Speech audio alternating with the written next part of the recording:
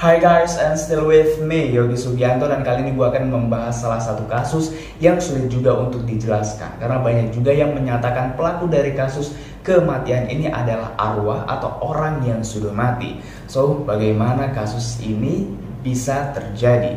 Don't forget to subscribe, like, comment, and share to all your friends, and let's talk about it, guys.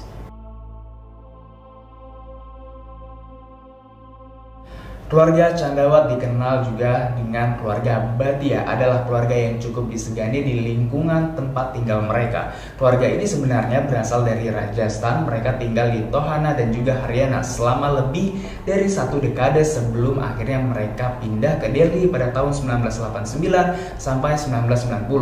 Bhopal dan istrinya yang bernama Narayani Devi memiliki 5 anak, yaitu Pratibha, Bhavnes, Lalit, Dinesh, dan juga Sujata. Sang kepala keluarga, Bhopal Singh, bisa dibilang merupakan pria yang cukup mapan secara finansial. Ia memiliki lahan pertanian yang luas dan juga peternakan. Pada akhir tahun 80-an, Bhopal menjual lahannya dan membeli sebidang tanah di Burari, di mana dia kemudian tinggal bersama istri dan putra bungsunya yang bernama Lalit. Sementara anak-anaknya yang lain tinggal di kota yang berbeda.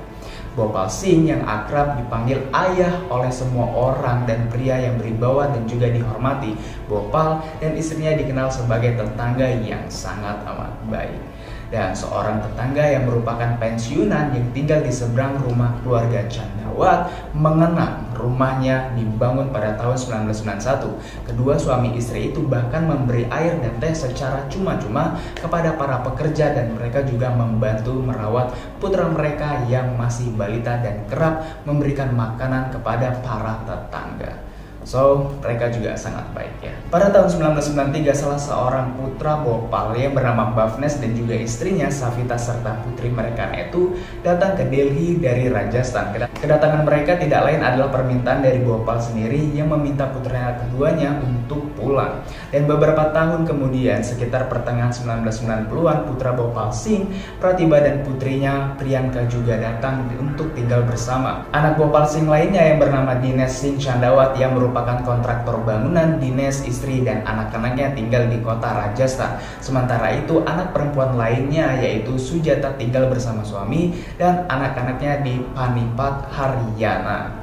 Dan Lalit yang berumur 45 tahun adalah orang yang memiliki karakter yang agak kompleks. Pria yang biasa disapa kakak atau paman ini adalah orang yang lucu, namun terkadang ia pendiam. Meskipun begitu, Lalit dikenal bertanggung jawab dan juga berwibawa seperti ayahnya, Bhopal Singh. Pada pertengahan tahun 1990, Lalit mulai bekerja di sebuah toko kayu di Sahdara, dan sekitar 10 tahun kemudian ia akhirnya berhasil membuka tokonya sendiri di Burari. Pada Februari 2002, ia menikah dengan Tina, dan 3 tahun kemudian putra mereka Siva lahir. Di antara tahun itu, atau tepatnya pada tahun 2004, terjadi sebuah insiden yang mengguncangkan kehidupan Lalit. Pria itu mengalami kecelakaan kerja karena seseorang mendorong Lalit di tumpukan kayu, dan Lalit maupun keluarganya tahu siapa pelakunya, tetapi masalah ini telah diselesaikan secara kekeluargaan. Namun, akibat peristiwa tersebut, Lalit kehilangan suaranya. Selama 10 hari setelah kematian Bhopal, seorang pendeta dipanggil untuk memanjatkan doa. Selama masa doa 10 hari itulah suara Lalit tiba-tiba kembali. Dan Naresh Yadav, tetangga dan juga pelanggan di toko Lalit, mengingatkan percakapan dengannya pada tahun 2008. Dia bertanya bagaimana Lalit bisa mendapatkan kembali suaranya, dan Lalit mengatakan kalau ayahnya datang ke mimpinya dan memintanya untuk melakukan pemujaan. Dan tetangganya itu mengatakan kalau setiap malam sekitar jam 9 malam keluarganya itu akan duduk bersama dan berdoa selama 15-30 menit. Selama melakukan doa itu, Lalit biasanya duduk di depan memimpin ritual yang ada. Dan setelah kematian ayahnya, Lalit menjadi sangat tertutup. Suatu hari dia memberi tahu keluarganya bahwa dia dirasuki arwah ayahnya dan menasehatinya tentang cara untuk mencapai kehidupan yang baik. Dan pada sejak tahun 2007, Lalit kemudian membuat buku yang berisi petunjuk yang disebut berasal dari arwah ayahnya ini. Wow, nah ini udah mulai agak-agak sedikit creepy nih guys. Menurut Lalit, ayahnya jugalah yang menginstruksikan apa saja yang harus dilakukan dalam hidupnya. Perintah-perintah itu semua telah dituliskan dalam buku harian tersebut dan perintah itu harus diikuti oleh semua anggota keluarganya. Dan buku itu bahkan memuat petunjuk berisikan rutinitas sehari-hari anggota keluarga termasuk kebiasaan makan mereka sampai kegiatan lainnya. Jadi semua kegiatan sudah diatur dalam buku harian yang diinstruksikan oleh arwah Gopal Singh. Pada tanggal 1 Juli 2018 sekitar pukul 7.15, seorang tetangga bernama Gurcharan Singh merasa heran karena rumah keluarga Chandawat masih tertutup. Gurcharan juga biasanya olahraga pagi bersama dengan Lalit. Tapi hari sudah menjelang siang, pria tersebut juga tidak menampakkan dirinya. Dan tidak hanya itu saja, toko kelontong mereka yang biasanya sudah buka di pukul 5 pagi dan itu juga masih tertutup. Dan suasana rumah juga pasti sepi. Gurcharan Singh yang menemukan pintu rumah terbuka akhirnya memberanikan diri untuk masuk dan ia juga menemukan 10 orang anggota keluarga itu termasuk Lalit sudah tewas tergantung. Kemudian memberitahukan kepada tetangga lainnya dan menelpon polisi.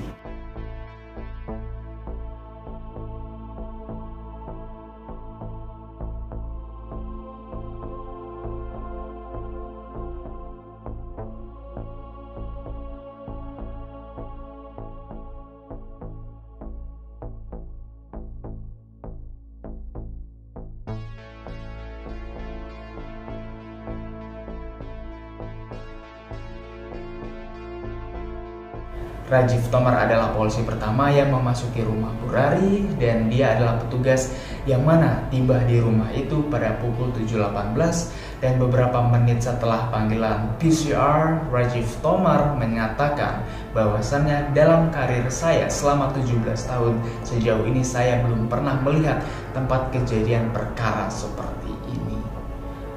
Dan itu sangat mengejutkan dan aku hanya diam selama 10 sampai dengan 15 detik sebelum bergegas turun untuk memanggil seniorku. Saat itu aku tidak melihat tangan siapa yang diikat dan mata siapa yang ditutup.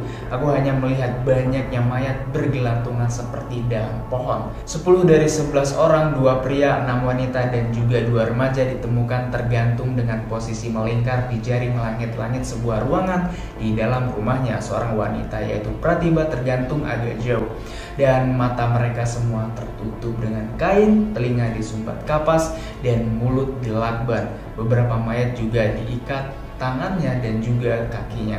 Ditemukan 5 bangku mungkin digunakan bersama oleh 10 anggota keluarga tersebut. Wajah mereka ditutupi dengan potongan kain yang dipotong dari satu spray. Nah, Rayani Devi, seorang nenek, adalah satu-satunya yang ditemukan tidak dalam keadaan tergantung dan dia ditemukan tewas di kamar lain. Tampaknya wanita tua itu telah dicekik hingga tewas. Bahkan Tommy, anjing peliharaan keluarga ini, adalah satu-satunya yang selamat di rumah itu. Dia dirantai di teras menderita demam tinggi ketika polisi menemukannya. Tidak jelas siapa yang telah mengikatnya. Anjing itu segera dibawa ke rumah sakit terdekat yang bernama House of Stray Animal. Dari dalam rumah, polisi juga menemukan buku harian yang didikte oleh Lalit yang berisi perintah untuk melakukan ritual pemujaan pohon beringin.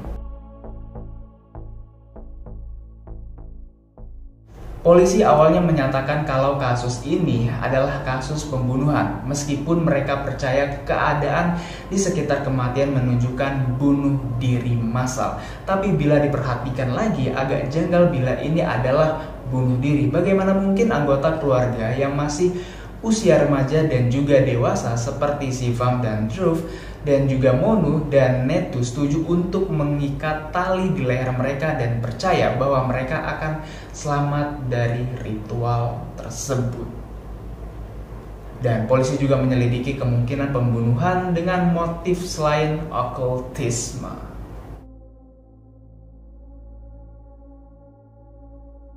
Sementara itu, pada buku harian yang ditemukan terlihat bahwa catatan di dalamnya sudah tertulis selama 11 tahun dan itu juga kebetulan cocok dengan jumlah korban.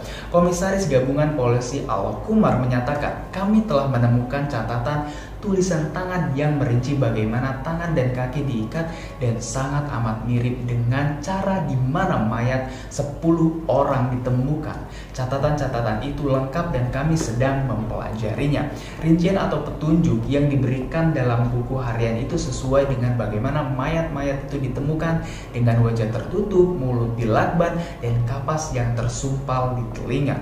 Buku harian itu juga menyebutkan setiap orang di tangannya akan diikat sendiri dan ketika ritual selesai maka semua akan saling membantu melepaskan tangan mereka. Dan kata-kata tersebut seolah-olah menunjukkan bahwa mereka sama sekali tidak berniat untuk bunuh diri. Bahkan dalam buku tersebut dikatakan bahwa setelah ritual selesai, setiap orang akan saling membantu melepaskan ikatan tangan mereka. Dan hal ini memperkuat dugaan kalau sebenarnya tujuan mereka bukanlah untuk bunuh diri, dan tetapi selain itu juga dalam buku harian itu dikatakan bahwa wanita tua itu tidak bisa berdiri sehingga dia bisa berbaring di ruangan yang lain yang bisa kita katakan neneknya Lali. Tapi tidak bisa dipastikan siapa yang telah mencekiknya hingga tewas. Yang jelas hal itu sama seperti apa yang tercatat dalam buku harian di mana neneknya tersebut tewas terpisah dari anggota keluarga yang lainnya. Laporan hasil otopsi menemukan bahwa tidak ada seorang pun dari para korban yang menunjukkan tanda-tanda berjuang ingin melepaskan diri dari tali gantungan itu setelah mereka menyadari akan kehabisan nafas. Di bagian luar rumah keluarga Chandawat ada 11 pipa keluar yang letaknya yang tidak beraturan dan sangat ganjil. Pipa-pipa tersebut terdiri dari 2 jenis, yaitu pipa lurus dan juga pipa bengkok. Pipa yang lurus berjumlah 4, sementara pipa yang bengkok ada 7. Jumlahnya sesuai dengan anggota keluarga tersebut, 4 pria dan 7 wanita.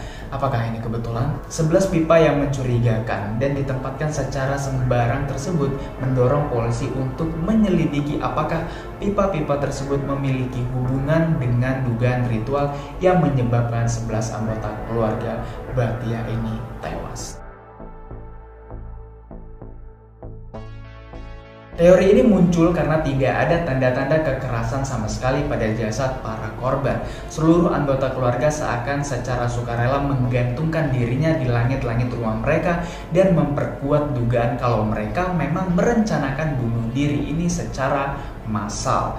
Namun teori ini punya kelemahan.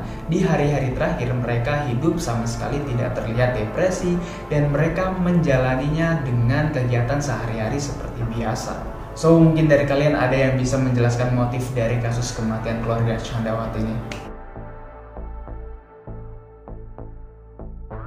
Gangguan psikotik bersama merupakan kondisi langka di mana salah seorang akan melalui suatu periode psikosis yang pada akhirnya akan dialami oleh seluruh anggota keluarganya. Lali Chandawat diyakini menderita delusi kalau ia bisa berkomunikasi dengan arwah ayahnya. Dia mungkin akhirnya berhasil meyakinkan semua anggota keluarganya untuk mengikuti apa yang dia perintahkan. Dengan keyakinan kalau ayah mereka yang sudah meninggal tersebut akan membawa mereka menuju keselamatan. Dan teori ini barangkali bisa dimasukkan juga ke dalam teori bunuh diri massal. Kemudian semua anggota keluarga setuju untuk melakukan ritual tersebut, tentunya dengan pikiran kalau proses itu hanya berlangsung sesaat saja. Mereka kemudian menyiapkan kain panjang untuk membelit leher mereka dan digantung di atas langit-langit lalu menutup mata mereka dengan kain. Sebagian membantu yang lainnya untuk mengikat tangan yang ke belakang, dan sebelumnya juga sang nenek sudah ditempatkan di kamar yang sangat amat terpisah jauh dari tempat mereka. Kemudian setelah semua persiapan telah selesai, mereka semua berdiri di atas bangku dan satu persatu mereka menjatuhkan bangku yang digunakan untuk berpijak. Entah karena salah perhitungan atau rencana yang dibuat tidak matang, karena seharusnya ada seseorang yang akan membantu mereka melepaskan diri dari jerat tali gantungan.